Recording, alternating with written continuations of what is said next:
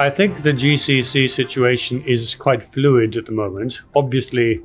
the fact that the Kuwaitis have spent a lot of investment and effort and time in trying to ensure that channels of communication have remained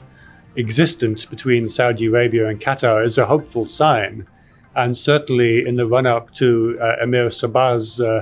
visit to the United States and his now postponed meeting with President Trump,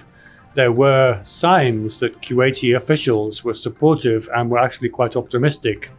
an air of cautious optimism about the prospects for some sort of a deal or at least a breakthrough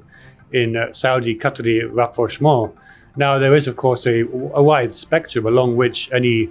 breakthrough could take place, ranging from political normalization on the one hand, a sort of full resumption of political relationships, which would be a full reconciliation, to specific measures to ease or to end the blockade of Qatar on the other. These could include an end to family separations, the granting of overflight access to air traffic in and out of Qatar, and of course Hajj and Umrah permits, and an end to the vilification of Qatar on social media and media platforms. So there's a wide spectrum along which a rapprochement could take place. I think it's more likely to do so along a Saudi-Qatari bilateral basis than involve the UAE, and by that Abu Dhabi,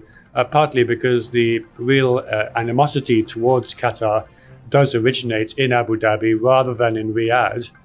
And so I think it makes sense to try to focus on the areas where you can potentially get an agreement rather than to try and achieve a grand reconciliation bargain, which is what the US under President Trump seemed to be trying to do in 2018 with hopes for a Camp David summit. I think that sort of set piece event is more likely to fail because no one party wants to be the one that is seen to back down and perhaps admit to making a mistake. So